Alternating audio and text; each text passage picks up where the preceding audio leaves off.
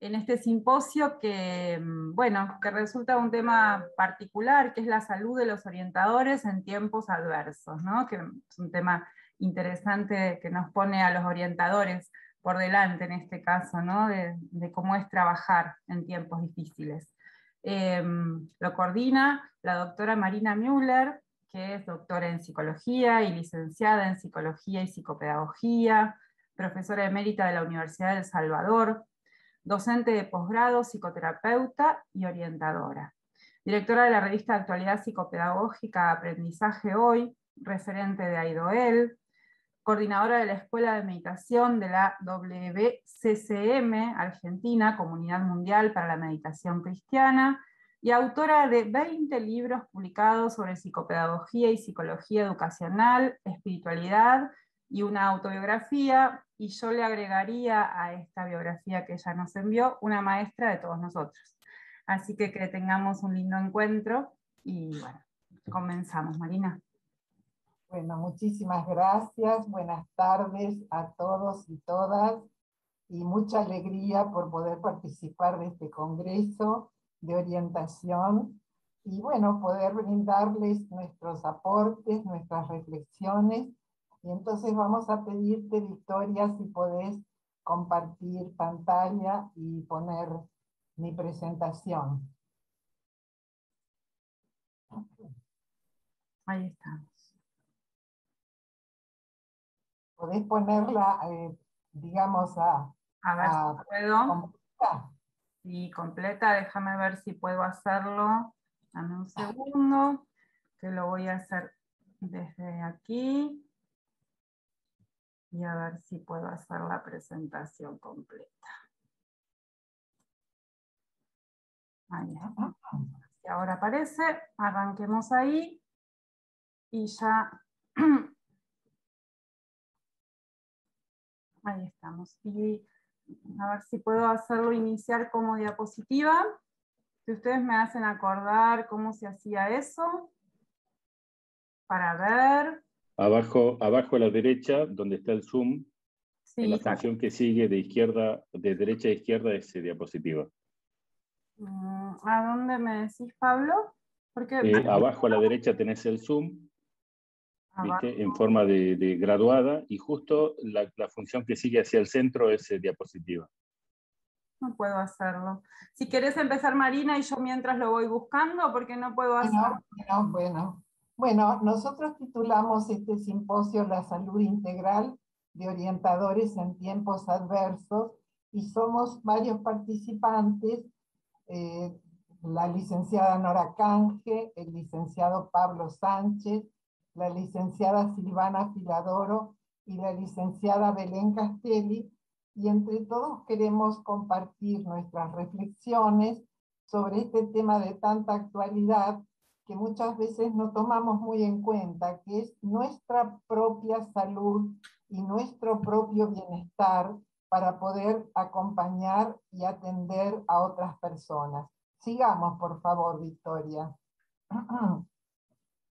Bueno, la salud respecto a tiempos adversos es por la prolongada pandemia que estamos sufriendo, ¿no es cierto?, desde el año pasado, que nos aqueja en forma global, incidiendo en la salud, en la forma de vida, en las políticas, en la economía, en la sociedad en su conjunto, y la extrema vulnerabilidad de grandes sectores de población que van cayendo en la pobreza o directamente en la miseria, y por la reflexión que nos reclaman estos contextos, por nuestro interés en centrar la reflexión y la experiencia en nuestra propia salud integral de orientadores y orientadoras, como un recurso ineludible para poder atender la salud y el bienestar de otras personas. Sigamos, por favor, Victoria. Entonces ofrecemos nuestros aportes desde un marco multireferencial que señala nuestras formaciones diversas y nuestros ámbitos de intervención, particularmente salud y educación. El mío como coordinadora desde mi saber y mi experiencia como en la orientación educativa. El de la licenciada Nora Canje, especialista en diversidad e inclusión. El del licenciado Pablo Sánchez, con una extensa trayectoria en ámbitos de orientación educativa, y el de las licenciadas Silvana Filadoro y María Belén Castelli, cuyo campo es la salud mental en ámbitos hospitalarios. Queremos compartir en estos trabajos la integración de teorías, pensamiento, experiencias, vivencias, y bueno, hay una gran pasión por lo que hacemos, involucrados cuerpo, mente y espíritu en nuestra integridad humana. Sigamos, por favor. Ahora, desde mi aporte, vamos a ver el rol orientador específicamente respecto a la salud integral y el bienestar recíproco de quienes demandan o requieren orientación y también de quienes nos estamos dedicando a orientar. Somos sanadores y sanadoras con heridas que requieren ser atendidas.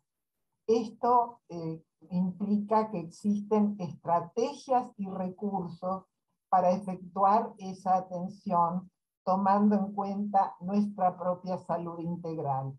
Esto incluye vínculos recíprocos, redes de comunicación interpersonal y talleres sanadores. Sigamos, por favor. En estos tiempos adversos se hace necesario resaltar la importancia de cuidar no solamente a quienes nos consultan, sino respecto a nosotros mismos en el sentido integral, corporal, mental y espiritual. Y yo incluyo la dimensión espiritual como específicamente humana, es decir, hay estudios que se realizan últimamente sobre inteligencia espiritual, y esto es una realidad que señala una búsqueda de sentido y de trascendencia, tomando los aportes de la logoterapia y de la psicología positiva particularmente. Considero prioritario atenernos a una ética en la orientación, una ética del cuidado, de la inclusividad y de la calidad asistencial. Esto requiere el derecho a una vida digna, al cuidado y la promoción de la salud integral, a la educación y la búsqueda de sentido en la elaboración de proyectos de vida, tanto para quienes requieren orientación como para nosotros mismos que ejercemos orientando. Sigamos, por favor. Propongo un abordaje multireferencial e integrativo en cuanto a la complejidad y al momento contemporáneo, de pandemia, de sufrimiento, pero también de resistencia resiliente ante lo que se ha dado en llamar una nueva normalidad. Sigamos, por favor. Esto reclama un diálogo permanente entre las teorías y la experiencia, reconociendo la validez de nuestras vivencias en nuestra práctica orientadora, incluyendo nuestras perplejidades, nuestros sufrimientos desde nuestra identidad de sujetos orientadores. Y me gustó mucho incluir esta imagen de Quino, de la inefable Mafalda, que dice: lo ideal sería tener el corazón en la cabeza y el cerebro en el pecho. Así pensaríamos con amor y amaríamos con sabiduría. Me encantó. Sigamos, por favor. Entonces, abordamos las circunstancias de cada orientación desde la singularidad de los sujetos, de los ámbitos institucionales y comunitarios y de los procesos que estamos acompañando. Reconocemos la diversidad de inteligencias, de encuadres, de demandas, y cómo se entreteje todo esto en el proceso orientador. Sigamos, por favor. Entonces, esto nos demanda, digamos, nos interroga respecto a la importancia de aprender sobre el manejo del estrés y a la vez la percepción de los potenciales para desarrollar nuestra resiliencia desde nuestro rol y nuestras intervenciones. Sigamos, por favor. Desde un abordaje multireferencial, disponemos de muchos recursos, disciplinas y prácticas de autoconocimiento, que muchas veces son disciplinas ancestrales. Por ejemplo, bueno, yo prefiero, desde que la practico, la meditación, que es muy sanadora, prácticas de integración corporal y de espiritualidad, para preservar y promover no solamente nuestra resiliencia, sino la de quienes atendemos. Sigamos, por favor. En conclusión, en mi experiencia, la práctica de la meditación constituye un recurso excelente para sostener la calma mental, el bienestar psicofísico y la profundización del autoconocimiento. Esta práctica puede realizarse desde distintos enfoques. Actualmente se habla mucho de mindfulness, pero también está la meditación zen y la meditación cristiana, que es la que practico. En todos los casos, constituye una apertura a la trascendencia, entendida como una búsqueda humana de sentido y de una vida más plena. Bueno, sigamos entonces con las otras presentaciones. Muchas gracias.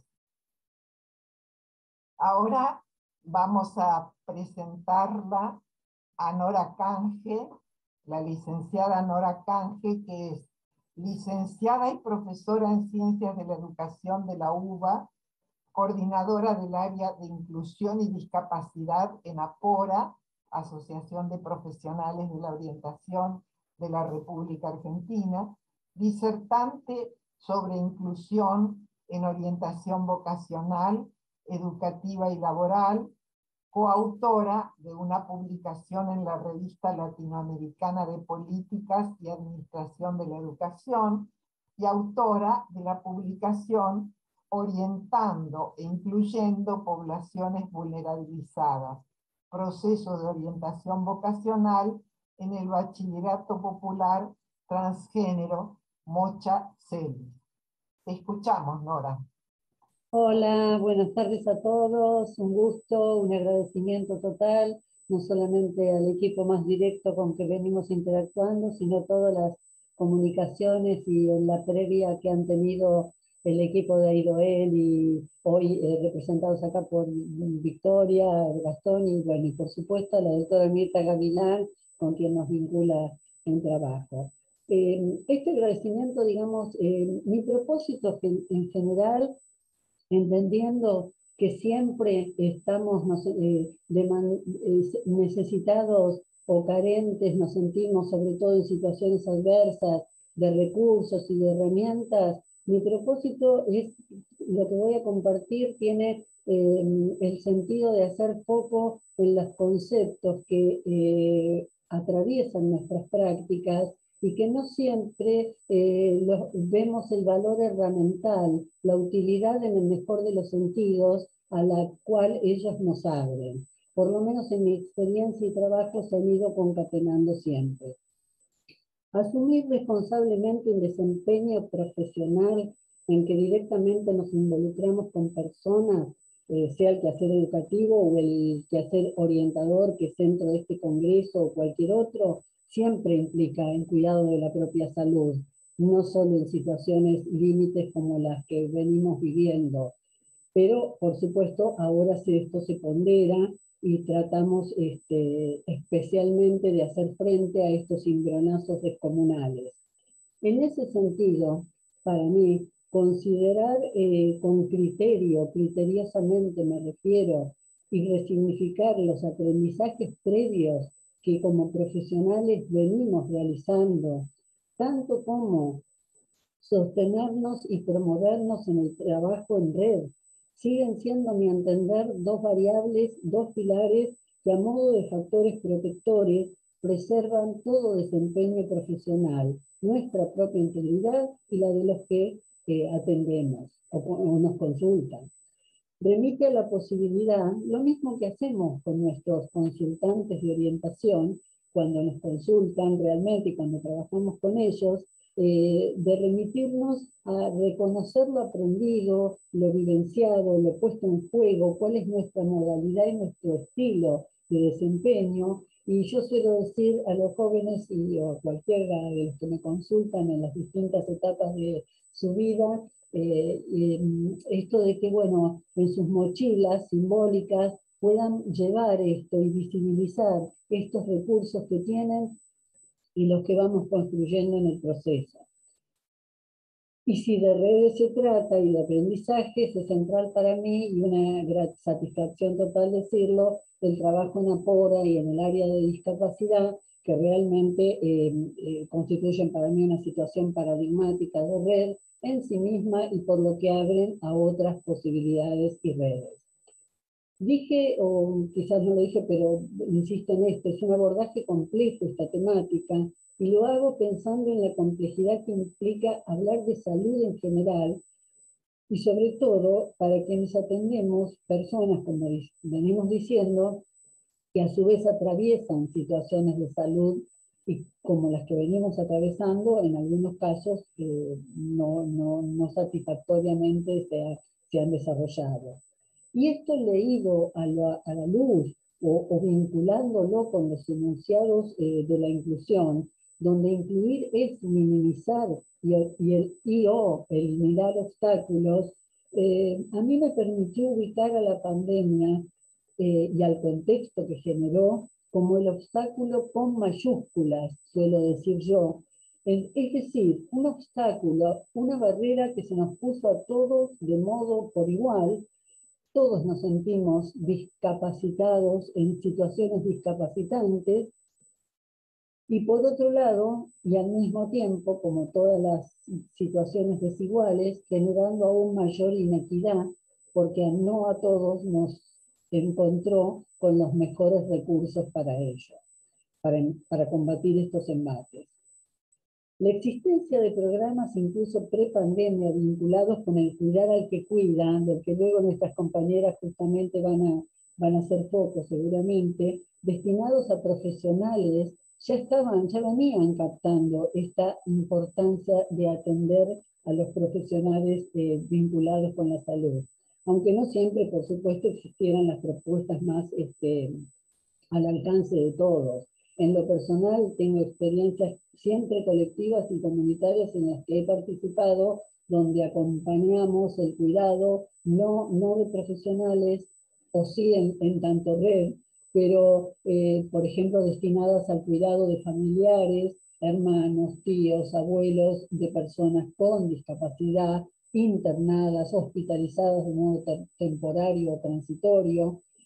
Y bueno, situaciones en las que siempre suelo usar, porque hay veces que se siente como una cuestión privilegiada esto de cuidarse, es una prioridad que está invisibilizada para el entorno y no para el que está atravesando la situación mayor de dificultad. Cuando, digamos, por ejemplo, en las situaciones de vuelo en avión, para quien lo ha hecho y para quien no se lo refiero, siempre la indicación puntual es que se oxigene, se ponga la mascarilla, quien está a cargo de otros. Es un ejemplo clarísimo de cómo no implica una cuestión de privilegios, sino de responsabilidad respecto de quienes conforman nuestro entorno. Quería también contextualizar un poquito más desde dónde digo lo que digo, vinculando con la inclusión, y decirles que mis estudios vienen del campo disciplinar de las ciencias de la educación, donde al estar mediados, al estar en contacto con una diversidad de poblaciones vulnerabilizadas, por elección propia me encontré en esos lugares, necesité profundizar en los paradigmas diversos que hoy llamamos del modelo de derechos humanos de las personas con discapacidad, que supera el modelo social anterior, y digo esto en esta relación entre conceptos y teoría y prácticas concretas, sectores vulnerabilizados por precarización socioambiental, por cuestiones etarias, por cuestiones de género, de cuestiones de género que les digo, no visibilizadas ahora, sino ya en salas de nivel inicial a principios de este siglo, ¿no? Donde seguramente estaban desde antes, pero empezamos desde un rol docente, profesional y demás a visibilizarlas entonces. Este modelo nuevo, entre comillas, llamado segunda ola, digamos, o nueva ola dentro de la discapacidad, es un modelo que en sí mismo, paradójicamente, no modeliza, constituye una herramienta de trabajo porque abre a situaciones, a posibilidades de articulación, a pensar en configuraciones de apoyo que no son permanentes ni eternas, son situacionales y singulares para cada situación, valga la redundancia, o para quienes son beneficiarios de esa tarea que desarrollamos. Son intervenciones que su efectividad tiene que ver con esto, su permanencia tiene que ver con su efectividad. Remite al modelo a la propuesta de dispositivo de Foucault, ¿no? Donde se conjugan y se articulan, y esta necesidad de ir conjugando entre lo flexible, entre la necesidad de algo organizado, rutinas, horarios, por ejemplo, para personas atravesadas por cuestiones emocionales de mucho compromiso o de internación hospitalaria, pero al mismo tiempo de tener flexibilidad ante la multiplicidad de eventuales que hay, ¿no? Como nos ha desafiado, por ejemplo, la pandemia, pero en este caso, en el día a día de cada uno de los desempeños, ausencias de personal, cuestiones climáticas, cuando me he desempeñado en situaciones de atención de personas vulnerabilizadas, por ejemplo, en espacios recreativos, donde una tormenta impide algo tan simple como poder ingresar a un natatorio. Entonces, si estoy aferrada a cuestiones muy rígidas, no tengo traslado esto a quienes al entorno. Yo, cuando hablo en singular, en realidad es plural, porque somos un equipo y precisamente ese trabajo en red es totalmente necesario. Bueno, no quiero demorarme con ejemplos, pero después podemos ampliarlos. Muchos de nosotros, sin duda, hemos recurrido a estos saberes atravesados absolutamente por la experiencia, y desde allí nos sostuvimos para afrontar la pandemia en este lugar en que nos ubicó. Pero ahora, transcurrido un cierto tiempo del impacto de este gran alud y embestida que todos recibimos, probablemente podamos, es una humilde invitación, digamos, a hacerlo, es un desafío metacognitivo hacer una reflexión sobre lo recorrido, sobre lo aprendido, revisitar nuestros lugares y desempeños recientes o lejanos para sostener y darle lugar a algunos cuidados respecto de nosotros mismos. Por ejemplo, así como defendemos a ultranza la posibilidad de quienes nos consultan para elegir, diseñar sus propios proyectos de vida, bueno, defender a ultranza también de modo irrenunciable nuestras posibilidades de elegir cómo desempeñarnos en estas situaciones críticas. ¿Cuáles condiciones nos son verdaderamente más propicias a cada uno de nosotros, teniendo en cuenta los criterios de salud, de bienestar que cada uno tenga en sus marcos teóricos?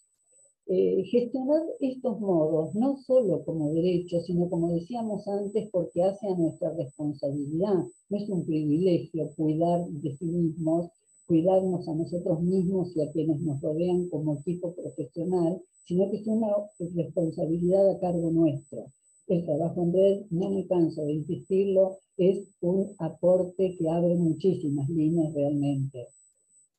También en la línea de intentar conjugar teorías y prácticas de las que venimos hablando, que también Marina presentó en una de las viñetas, el lema "nada por nosotros sin nosotros", que es tan recurrente en el paradigma de la inclusión, se presenta como el lema central, es en sí mismo una herramienta de trabajo. para mí fue todo un punto de apoyo que niveló mis propias exigencias y evitó un desgaste innecesario, improductivo de haberlo realizado, y solo el escuchar a la hora de diseñar cómo implemento, con quién estoy concretamente actuando, con su familia, con las posibilidades que tenía en ese momento, con las tecnologías que tenía o no tenía, para ver cómo se le hacían llegar las propuestas, cómo me transmitía sus producciones, con envíos de alguna manera material a través de sus dibujos, con sacar una foto cuando pudiera de lo que había hecho y enviármela, múltiples situaciones. Entonces, es algo que parece obvio decir esto de escuchar al otro, y sin embargo lo naturalizamos tanto que a veces queda subsumido en estos avatares tremendos. Relativizar las binariedades, hablamos mucho del tema binariedad, y por ejemplo yo hoy la traigo solamente en cuanto a la virtualidad y la presencialidad. Se pondera y se evalúa mucho la variable tecnológica en tanto recurso, y en ocasiones, más de una, se soslaya el valor de lo comunicacional y la posibilidad de construcción de un vínculo. Claramente, la virtualidad sincrónica como esta que estamos teniendo puede estar o no atravesada por intencionalidad comunicacional, tanto como puede estarlo la presencialidad. No es patrimonio necesariamente de estar presentes o no. Conforme yo pueda transmitirles sentimientos, experiencias, con la intensidad que yo tenga o no, con mi tono de voz, con mis gestos, con mi postura, abro un campo que probablemente genere distintas cuestiones cuando otros hablan de otras maneras y se comunican de otras maneras. Considero también favorable ser muy cuidadosos con las generalizaciones. Me refiero, por ejemplo, en el sentido de considerar que una variable, aún sea de la pandemia en sí misma, una variable es la que abarca y es causal de todas las situaciones, no para minimizarla en absoluto, sino sobre todo para cuidar que esa lectura de la situación no nos empañe otros factores intervinientes. En el campo de la salud, por ejemplo, para definir cuadros, suele hablarse de factores asociados, ¿sí?, a determinados cuadros, me refiero. Y se señala justamente que asociados no remite a causalidad. El desafío nuestro, y seguimos en esa línea de desafíos, es porque al mismo tiempo, desde nuestros campos disciplinares, humanísticos en general, creo que todos coincidimos, nos sentimos identificados con las perspectivas de la complejidad, donde el entramado de variables, no sabemos, sentimos que no es independiente ni autónomo uno del otro. Por lo tanto, asociado sí, pero hasta qué punto, y bueno, sí, Perdón que ya te quiero. interrumpo, para que te ubiques nada más. ¿Cuánto me dijiste? Disculpa. 5 minutos más, 7, no pasa Sí, nada. Pero sí, para ya cierro. Y justamente para cerrar traería el aporte, si es posible, de dos menciones. Una a de Olivia Martínez, que hace años viene desarrollando trabajos vinculados al quehacer pedagógico, y que hace poco, antes de pandemia incluso, venía pensando y planteando el desapasionamiento, señalando su impacto, eso en relación a la labor docente, ¿no? Señalando el impacto del desapasionamiento en la configuración del malestar, precisamente, del ejercicio docente. Vinculando esto al contexto pandemia y extrapolándolo con el mayor cuidado posible a nuestro rol como orientadores, me parece un planteo muy interesante para considerar. Una verdadera invitación, a mi entender, para revisar, valga la redundancia, con apasionamiento, la sinergia justamente generada por tantas y tan diferentes variables puestas en juego. Una invitación para mí, yo hago mucho foco, y de hecho lo he planteado acá, al tema de dejar registro de lo que hacemos, como podamos, porque es una invitación a darle una vuelta más a lo que venimos haciendo. Y en este sentido, hace años, Osvaldo Lamborghini, un escritor que por otras cuestiones escribe escribe esto que voy a leer, me refiero, hay un párrafo que sintetiza un poco, o que pone en evidencia, a mi entender, esto de la importancia de poner en palabras, de alguna manera, escrituras o expresar, y dice así: lo que no se pregunta, lo que no se dibuja ni se escribe, fluye de la química de la sangre. Aquello que hecho sangre en la química fluye, raya por raya, se dibuja y se escribe. Muchísimas gracias. Ha sido un gusto estar. Qué bonito eso, Nora.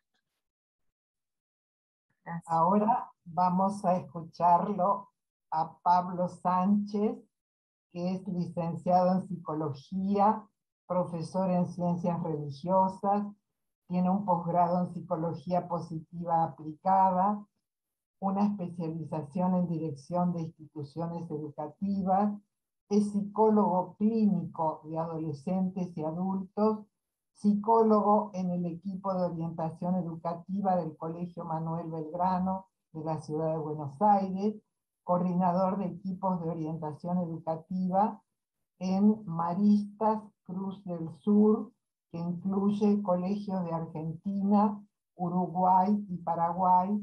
Es docente, agente pastoral, tutor, coordinador y directivo, y se dedica a la enseñanza, la evangelización y promoción humana, el acompañamiento, la tutoría, la educación internacional, la orientación y la gestión educativa. Te escuchamos, Pablo.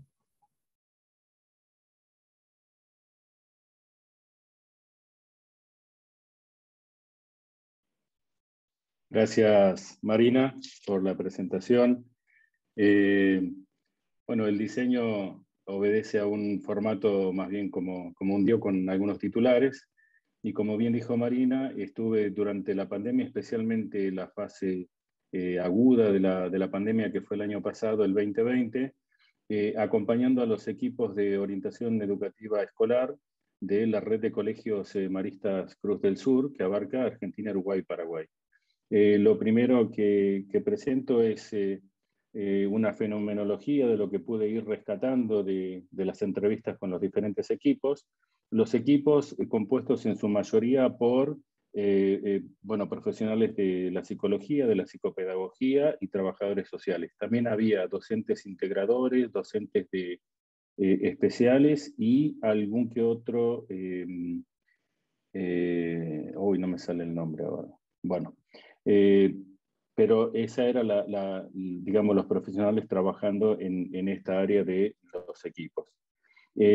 Para comenzar, me impactó fuertemente, una cosa es vivirlo a nivel personal y otra cosa es verlos en una multiplicidad de lugares y de contextos diferentes, que bueno, con el aislamiento social preventivo y obligatorio que se decretó desde el Poder Ejecutivo, tres aspectos de la vida que no siempre no siempre se cruzan en la vida habitual, se vieron amalgamados en estas plataformas virtuales y digitales de las que disponemos hoy.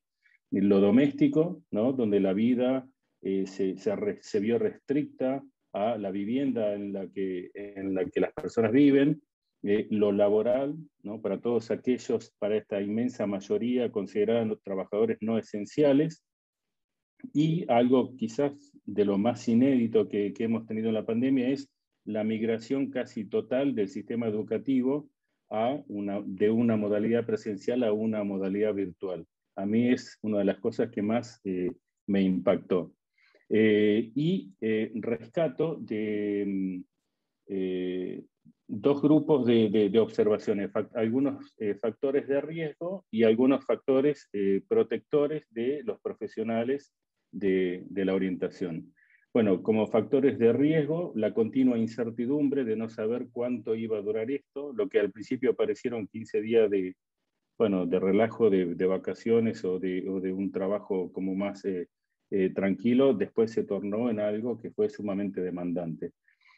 También la falta de parámetros para procesar estas situaciones súper inéditas, Un trabajo que con el tiempo se fue tornando casi exclusivamente con el trabajo de sintomatologías y de emergencias, muchos desbordes emocionales, ¿no?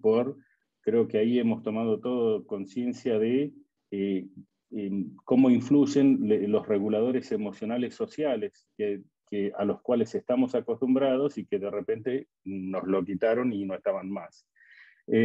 Muchos estudiantes con padres, madres o cuidadores que eran trabajadores esenciales se vieron privados de un referente adulto a nivel doméstico o algunos de los referentes adultos se quedaron bloqueados en otro lugar sin poder regresar a su casa.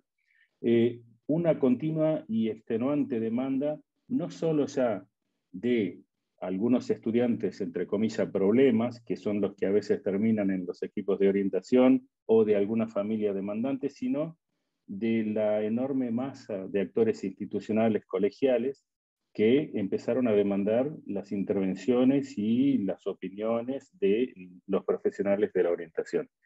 Y recién escuchaba a Nora y resonaba con esto de que en situaciones de periferia, donde Maristas Cruz del Sur tiene colegios en zonas de villa o de zonas muy desfavorecidas, los profesionales se tuvieron que hacer presentes físicamente porque el contexto no amerita un trabajo virtual, porque la gente, los chicos y sus familias no tenían los recursos o la tecnología, y en el mejor de los casos disponían solamente de celulares o de móviles con los cuales era posible llegar. Otros factores de riesgos, bueno, la situación de impotencia ante la creciente violencia doméstica que empezaron a observar, de las cuales algunas también han sido víctimas los mismos profesionales de la orientación. Dificultades para armonizar las demandas laborales que se producían dentro del hogar, y va muy de la mano con lo que sigue, que es mucha dificultad para desconectarse de la tecnología dada la demanda, y bueno, todos tenemos experiencia de cuán intrusiva puede ser esta tecnología, por ejemplo, con funciones como el WhatsApp, ¿no? O el Telegram, que realmente hasta podemos ser monitoreados del otro lado si estamos online o si estamos usando o estamos conectados o no. En algunas situaciones, en muchas situaciones, perdón, distorsión de la información, ¿no? Ya que la tecnología, la comunicación estaba mediada por esta tecnología digital que bueno, producía distorsión de los mensajes de ida y de los mensajes de vuelta, ¿no? Muchas veces hay un delay en el diálogo o una interrupción. No siempre el lenguaje no verbal puede ser bien interpretado del otro lado de la pantalla. Y eso producía situaciones de, bueno, de agresiones o de dificultades en la comunicación, fastidios. Enfermedades varias, aparte del COVID, y fallecimientos en el hogar, y una excesiva frustración, y lo que me llamó la atención, una falta casi total de espacios de psicohigiene, salvando alguna honrosa excepción. Como factores de protección, los equipos relataron que hubo más trabajo en equipo y más trabajo en red que en situaciones de normalidad. Mucha colaboración entre los diferentes actores, dado que la tarea no se podía organizar si no coordinaban, si no articulaban. Mayor interdisciplinariedad y articulación. También se vieron atendiendo al polo saludable de la ecuación, ¿no? Cuando habitualmente muchas veces los equipos de orientación atienden solo la urgencia o la emergencia o el síntoma.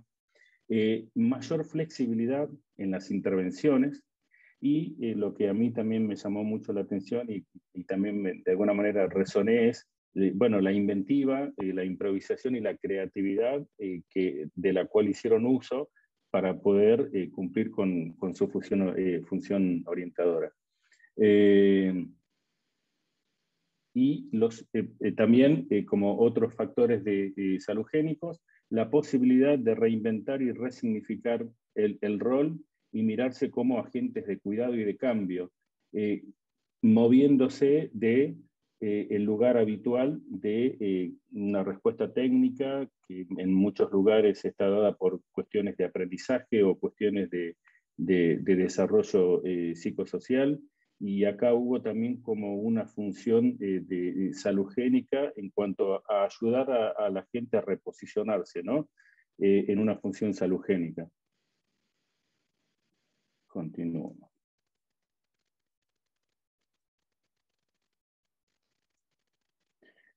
Dos conceptos o dos coordenadas para ayudar a comprender mejor esta fenomenología, surgidos del intercambio con los equipos, el propósito, ¿no? como factor salugénico, y el sentido de coherencia.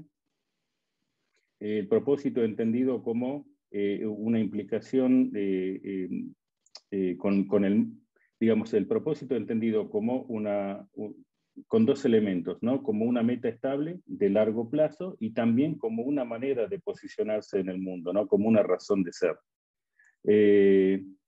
Los equipos se vieron resignificando su rol educativo y mirándose como agentes de cuidado y de cambio, repensándose fuera de una performance técnica profesional como por ejemplo, como habitualmente se hace en el ámbito psicopedagógico, aplicación de test o cuestiones estrictamente que tienen que ver con las dificultades de aprendizaje. Necesidad de abordar el polo saludable, ¿no? Y pasar del modo prevención de la enfermedad al modo promoción de la salud, ¿no? Y aquí viene el punto de inflexión en el concepto salugénico que vamos a ver a continuación, que es el sentido de coherencia tomado de Antonovsky.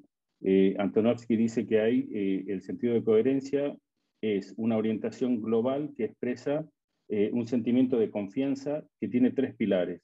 Por un lado, la comprensión, ¿no? de los factores estresantes o de la adversidad o de los factores traumáticos, la comprensión entendida como la posibilidad de reestructurar mentalmente lo que nos está pasando, la manejabilidad / controlabilidad, ¿no? Sin caer en la ilusión de control, sino más bien al tener una estructura mental que te permite entender de dónde viene y cómo se organizan estos factores, tener la posibilidad de intervenir. Y por último, la atribución de sentido, ¿no? Digamos, con una marcada atribución de sentido optimista y que se vuelve salugénica. En este sentido, se ve la necesidad de reprocesar las experiencias que vienen y de las informaciones nuevas que vamos recibiendo, la falta de predictibilidad, de no saber, de esa incertidumbre de la cual muchos hacían referencia, bueno, era un factor que jugaba en contra de la comprensión. El trabajar con el polo salugénico, Antonovsky habla de los recursos generales para la resistencia, ¿no? Es decir, todos aquellos aspectos psicológicos, sociales, económicos, de contexto, de red, que nos sirven para hacer frente a la adversidad, recuperar y promover la autonomía en el cuidado de la salud, siguiendo algún profesional de la salud, algún médico, que me pareció súper interesante esto de devolverle al consultante o al paciente la responsabilidad en la toma de decisiones, y me parece que en los equipos de orientación también hubo como un movimiento de devolverle a los actores institucionales la propia responsabilidad ante el cuidado de su salud, y un punto de encuentro no siempre tan evidente entre el propósito y la atribución de sentido. Y por último, como tres tareas, ¿no? A posteriori, no sé si post pandemia o aunque todavía seguimos en estado de pandemia, quizás sean tareas o desafíos para el aquí y ahora, ¿no? Entendiendo y viéndose atravesados por tres conceptos importantes, ¿no? La resistencia, la resiliencia y el crecimiento postraumático. La resistencia entendida como la posibilidad de transformar esos estímulos adversos o traumáticos o estresantes con un afrontamiento salugénico, ¿no? Es decir, con la búsqueda de apoyo emocional, con la búsqueda de la solución de las dificultades y que reducen muchísimo la posibilidad de enfermarse o de sufrir alguna disfuncionalidad. La resiliencia, ¿no? Entendida como esa capacidad que todos tenemos y que es desarrollable y educable de afrontar las situaciones traumáticas, el estrés y la adversidad sin enfermarnos, sin volvernos disfuncionales. Y está muy mediada por las emociones positivas, por las atribuciones optimistas que permiten ver los estímulos como un desafío y como un aprendizaje más que como una amenaza. Y bueno, todo esto obviamente que correlaciona también con el grado de inteligencia, con la competencia y las habilidades sociales, con la capacidad de resolver las dificultades que se van presentando. Y por último, como tarea, ¿no? Personal, grupal y quizás también institucional, el crecimiento postraumático, ¿no?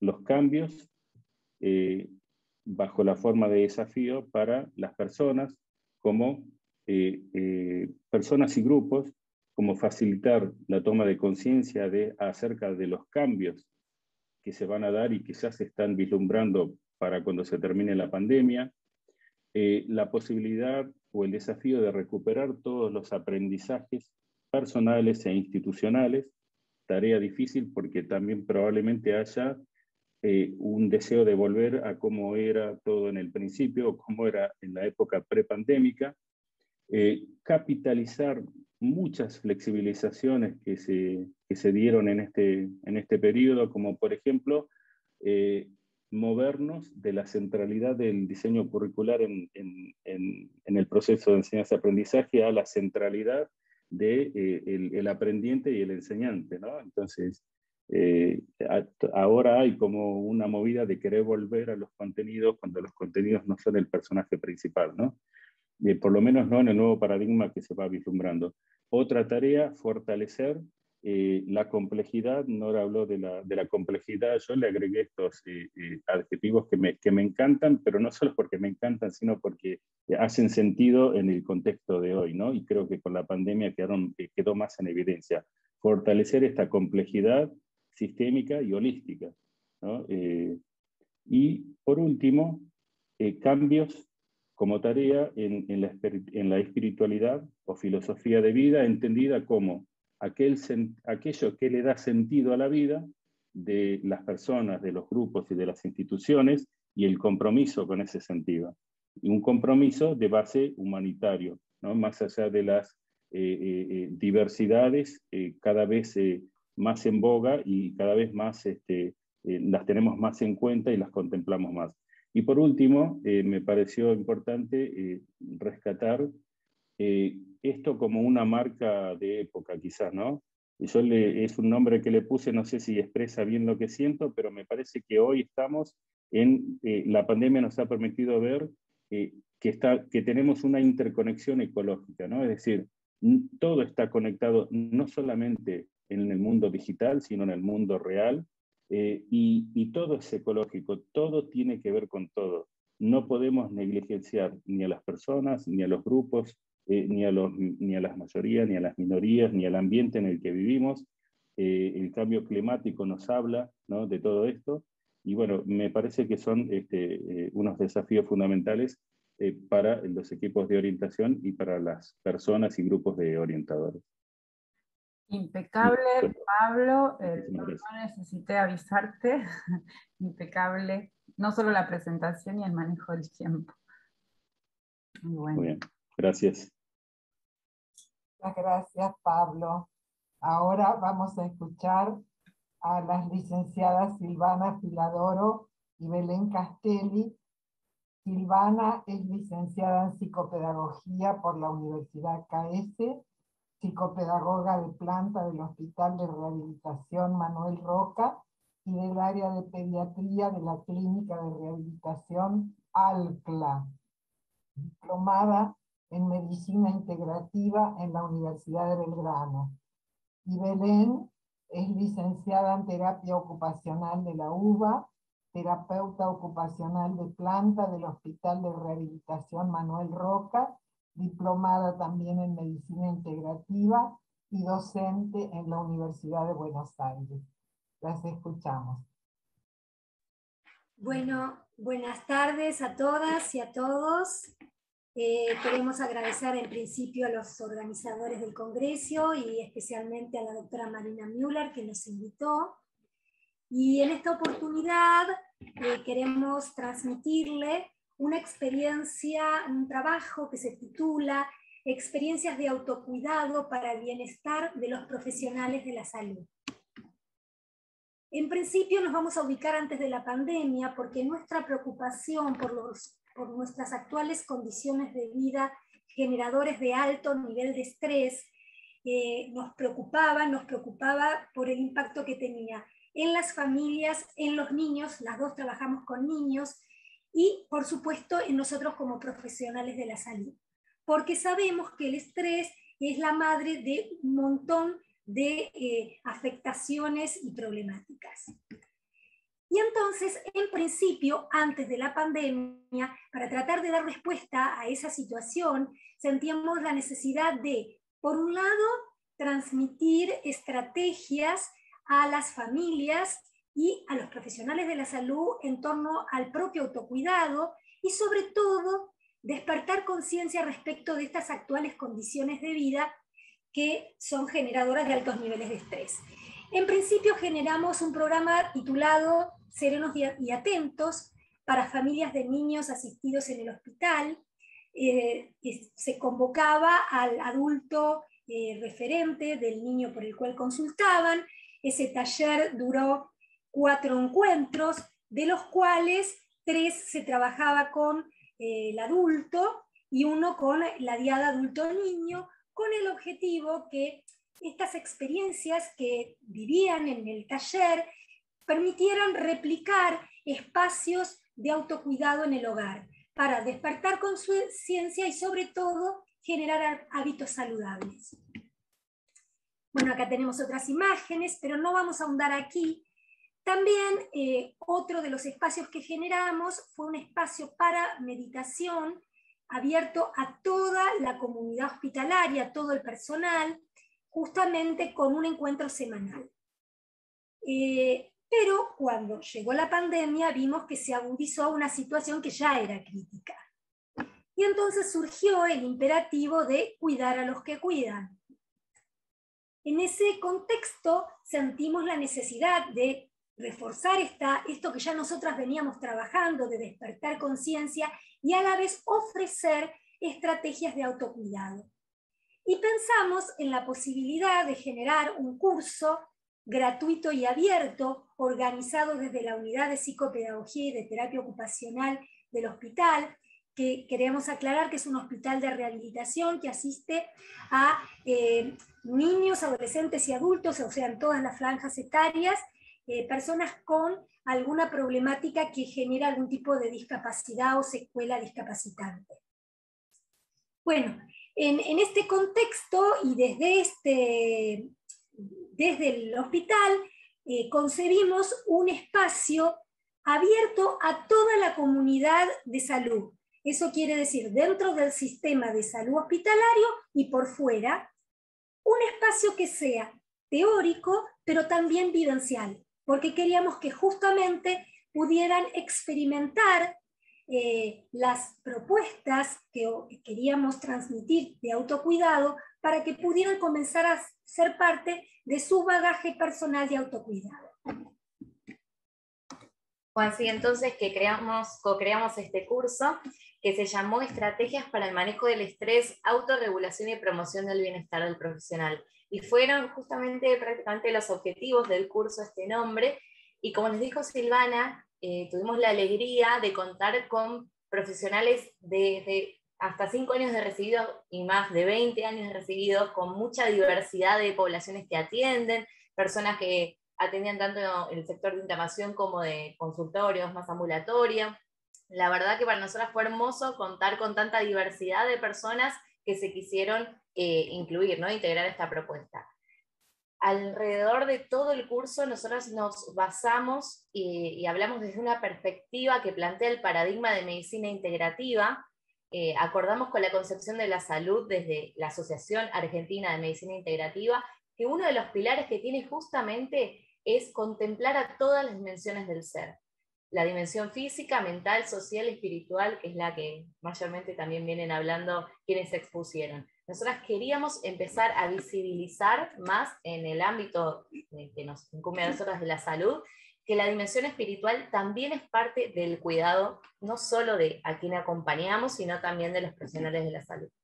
Entonces, fue un abanico amplio de temáticas que fuimos conociendo, hubo como una introducción teórica, pero a la vez una implementación práctica de cada uno de los referentes, en los cuales vino Marina Müller también como invitada, en la clase de meditación, pero fuimos recorriendo por yoga, reiki, biodanza, medicina ayurveda, homeopatía, aprendimos técnicas de respiración y relajación que pudiéramos implementar en la vida cotidiana como un recurso que uno tiene, ¿no? Entonces todos estos ejes nos fueron acompañando durante una cursada de 5 meses aproximadamente. Pero lo que observamos con Silvana, sobre todo, fue que había como un gran interés, una gran necesidad de satisfacer como curiosidad sobre la medicina integrativa y las prácticas integrativas que se desprenden de la medicina. Entonces hasta tuvimos que ampliar la capacidad de la plataforma, más de 100 personas se anotaron para nuestra alegría.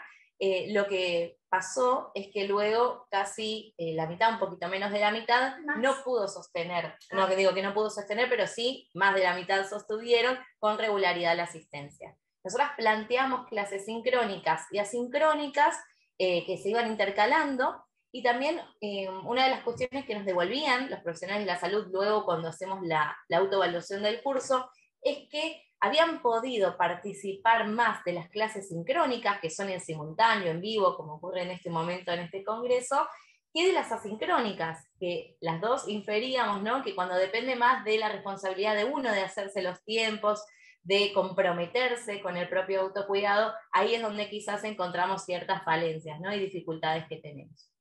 Les vamos a compartir algunos datos recabados de esta autoevaluación que hicimos luego de los 5 meses de transitar el curso, y quisimos consultar primero qué nivel de estrés tenían antes de comenzar el curso, ¿no? Teniendo 0 como puntaje de nada de nivel de estrés y 10 el máximo nivel de estrés que se pudiera tener. Y de 59 personas que participaron en esta encuesta, 48 consideraron que entre 6 y 10 estaba el nivel de estrés.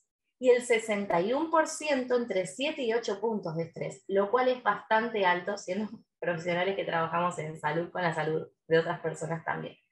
Y a lo que hacían referencia respecto a esos síntomas de estrés, las características que más refirieron fueron sentirse con dificultades para mantener la concentración en el trabajo, esto lo expresó el 47,5%, sentirse fatigado al tener que levantarse y encontrarse con una nueva jornada laboral, el 45,8%, y sentirse emocionalmente agotado por el trabajo, el 44%.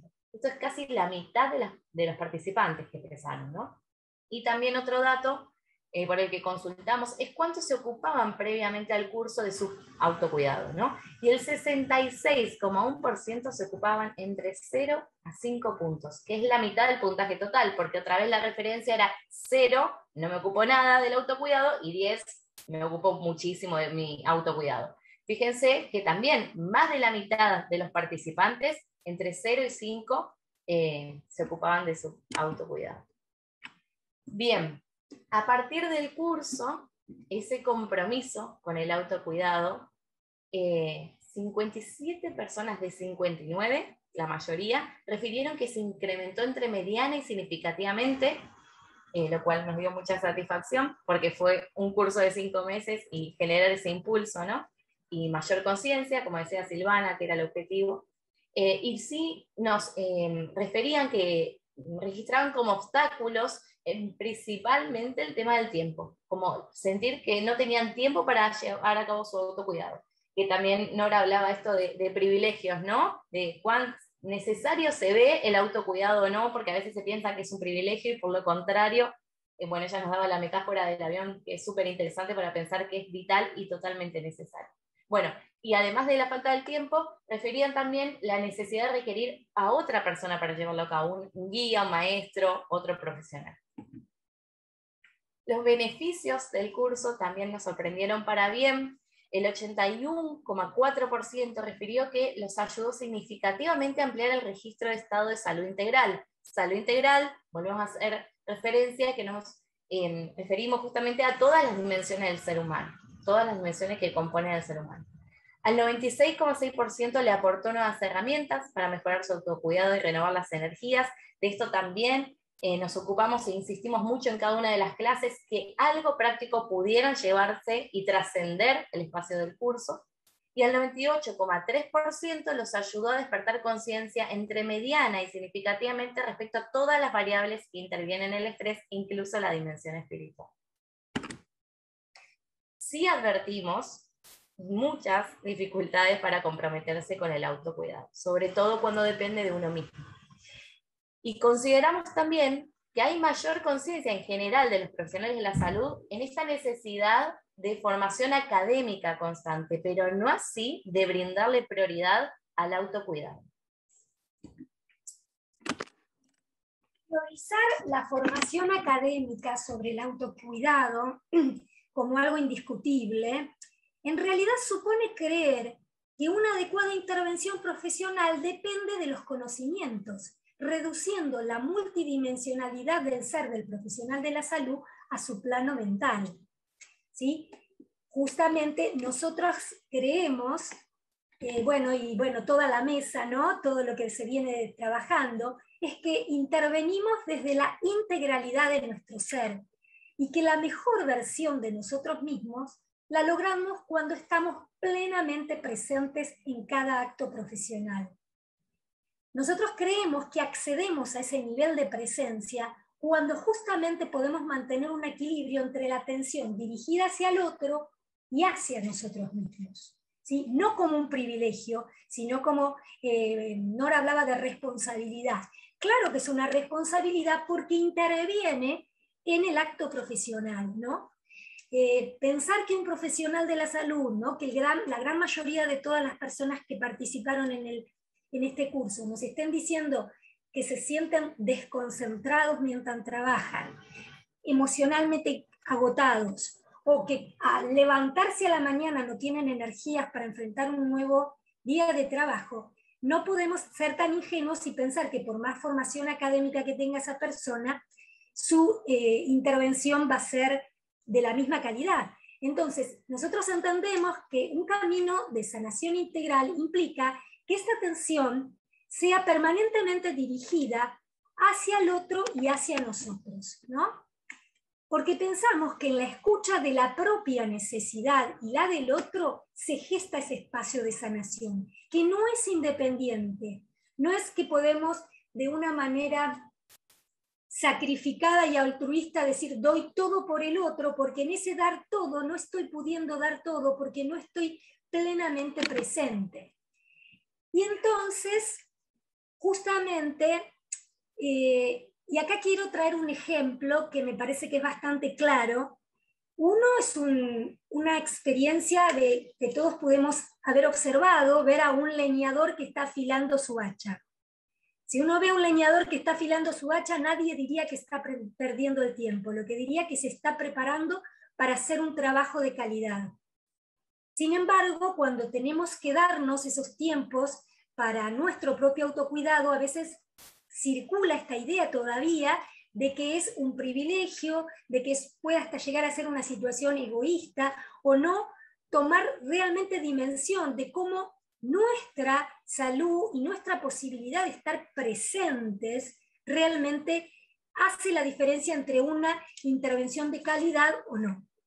Y acá, nosotras antes hicimos la imagen de la flecha, ¿no? Pero eso como para hacer un corte, y hacer referencia a esta necesidad de la atención dirigida hacia uno mismo y hacia el otro.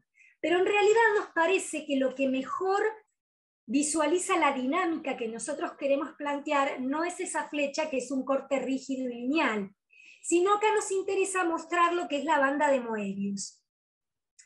La banda de Moebius en realidad yo no lo tomo porque, digamos, muchos profesionales de la salud mental toman esta metáfora, ¿sí? Porque si bien es un espacio que surge desde las matemáticas, es un espacio que no es orientable porque no hay diferencia entre el adentro, o sea, el adentro y el afuera, ¿sí? Se sigue en un continuo donde no hay un límite entre un adentro y un afuera, ¿sí? ¿Ven? No sé si van siguiendo esto que yo estoy haciendo, ¿no?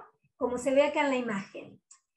Nosotros creemos que un espacio realmente sanador se da cuando esa atención del profesional de la salud simultáneamente puede ir manteniéndose esa dinámica de ir hacia afuera, o sea, dirigida hacia la persona que nos está consultando, pero también ir hacia adentro en esa misma experiencia de encuentro con el otro, ¿no? En ese ir y venir, ¿sí? Y creemos que la banda de Moebius es una buena metáfora para justamente mostrar cómo en ese espacio sanador estamos mutuamente interconectados y nos estamos afectando mutuamente.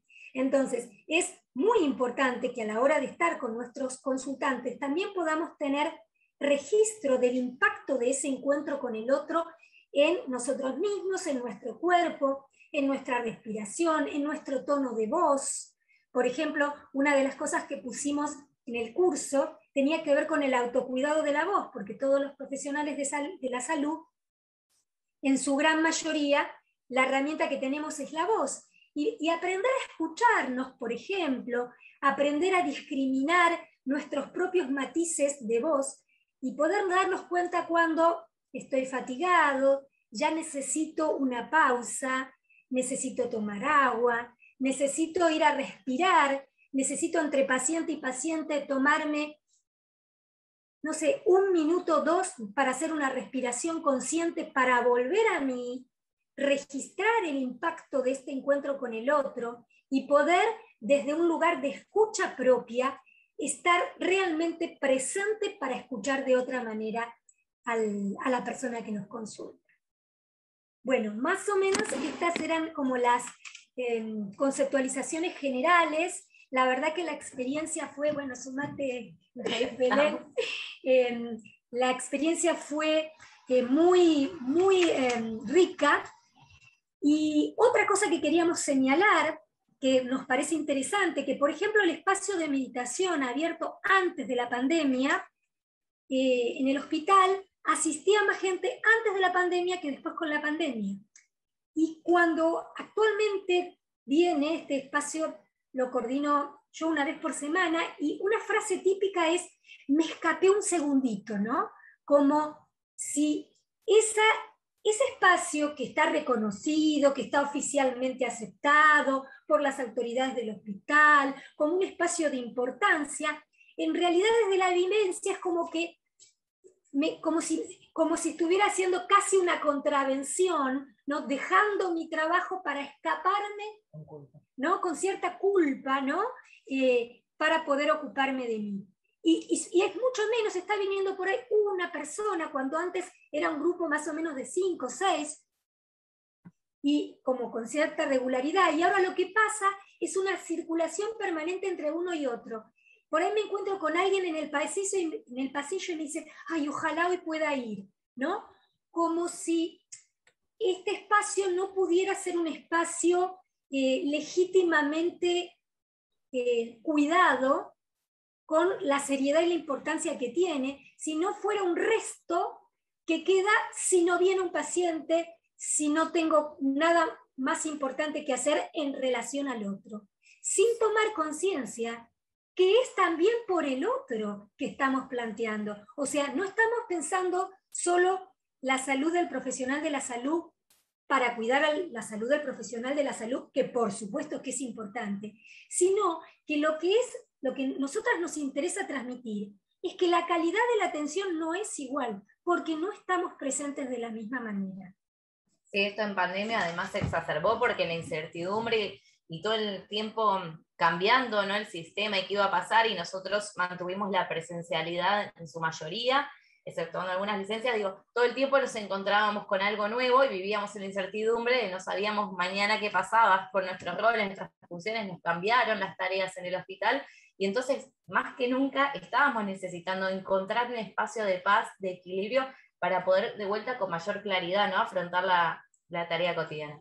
Pero bueno, no sé si habrá preguntas. Queríamos Muchas gracias.